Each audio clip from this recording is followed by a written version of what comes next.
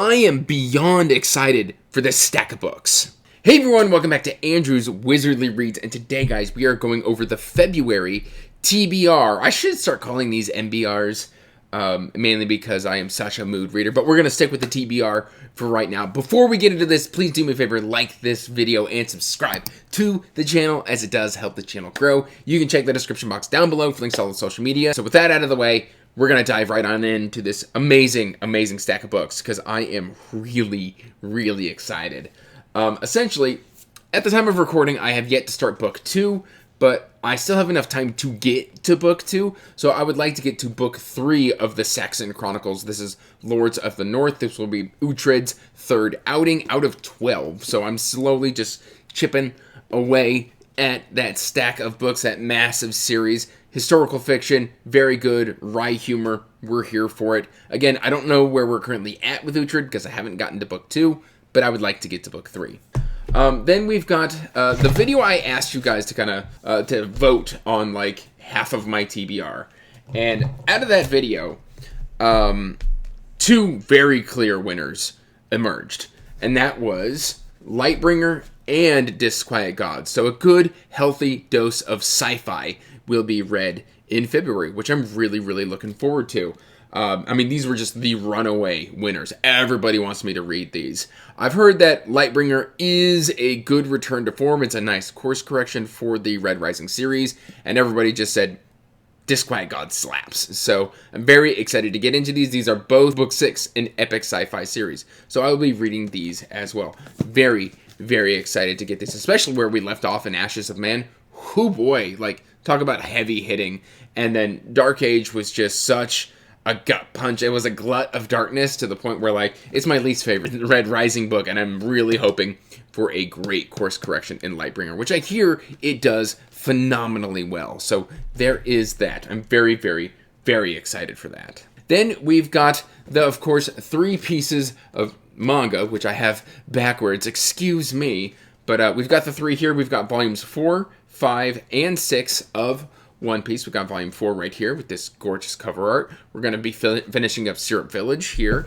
And then we've got volume 5 and volume 6, which I believe is where we start ending up at Baratier. Is that where we're at currently? Is this Baratier? This is Baratier, yes. So 4, 5, and 6, and then March will be 7, 8, and 9, probably very early on in the month. I'm also hoping to pick up some Berserk, but I have to go to the library in order to get that, because I no longer have those on my shelf, because I was trying to make space and I made very poor decisions. But I am going to be, my library does carry those, so Berserk, The Golden Arc, will be read, so we've got that as well. And then we've got, well, the other 2 books. We should talk about the other 2 books from the video of where I made you guys vote. We've got Shadow of the Mountain, which is the runaway winner. And then, of course, we've got Spirit's End, which a lot of people also wanted me to just wrap up Monpress. And the way I'm looking at this is, I've been really wanting to wrap up Monpress because Rachel Aaron has a whole bunch of other series that I want to get to. And also, like, I love Hanavar. Book 1 was my book of the year for 2024, and so we've got volume 3 here. This is also a conclusion to the series, so that would mean by February I will have wrapped up 2 series that I can then just strike off my list. And I always like to get through like 10 completed series throughout a year, which I failed to do in 2024 because mood reading hit super hard.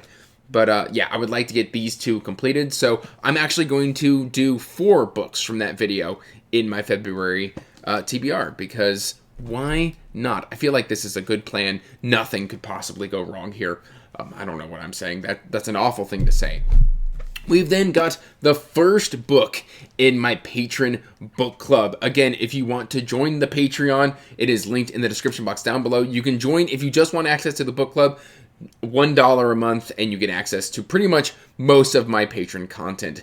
And we are going to be doing the only, well, I guess this is, I should say, formally indie book. That's my only regret this month, is I don't really have any indie slotted, and that makes me sad. But a formally indie book is we've got Blood Over Brighthaven by M.L. Wong. This is a dark fantasy, and I've just been really wanting to come back to this. The prologue is very dark fantasy, but I've also, like, heard certain things that just make me super excited to read this book. So we are kicking off the Wizardly Book Club, I guess is what I'm calling it tentatively. If you have a better name, let me know in the comments down below. I would love to kind of come up with an official name for the Andrew's Wizardly Reads Patreon book club, but that sounds just clunky. It doesn't flow well off of the tongue. So yeah, we've got Blood Over Brighthaven for the first patron book club read. I've opened up a chat on the Patreon, and we're just going to be having a good time. I hope to also do I don't know if we're going to do them live on YouTube, but definitely in the Discord. I plan to do a monthly book club discussion with the patrons as well, so that sounds fun, where we can go and talk about the book,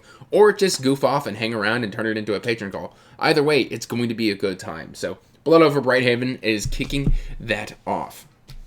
And then we've got the final two books. I read The Keep last month, which was Adversary Cycle book number 1 by F. Paul Wilson. I've already read Adversary Cycle 2, which was The Tomb, and I love both of those books. So I figured, why not keep this going? It's great horror vibes, and so we've got The Touch by F. Paul Wilson. This is Adversary Cycle book number 3, and I know nothing about this series or about this book. Really, I don't know anything about this series. I'm just reading it because I love F. Paul Wilson. After I finish Adversary Cycle 3, that is when I believe I will be returning to Repairman Jack with Repairman Jack number 2. And then I think I'm going to probably do 3 Repairman Jacks, 1 Adversary Cycle, 3 Repairman Jacks, 1 Adversary Cycle, and you kind of get where this is going, because the final book of the Adversary Cycle is also the final book of Repairman Jack, and I kind of want to make those two match up and kind of fit together beautifully. And I might have to adjust that algorithm or that ratio, because I put 0 thought into it. It could be 4, because there's 16 Repairman Jack. Yeah, no, that math doesn't math. I read, I don't do math. So yeah, we'll adjust that ratio later on. But I do want to check out The Touch, because I do also have the audiobook for that. And then I've been meaning to read this series by Tad Williams for forever. So I know Nico from Nico's Book Reviews and I are going to be at least doing a buddy read. I think a few other people are going to be joining us as well. So there will be a buddy read chat in the Wizardly Duo Discord. Again, linked in the description box down below. We've got a great community there. We've got daily questions of the day. Fantastic. I love, love, love the community in the Discord. And we are going to be doing Shadow March, which is, I believe it's definitely an epic high fantasy. From Tad Williams, and it's been one that I've been meaning to read for 15 to 17 years.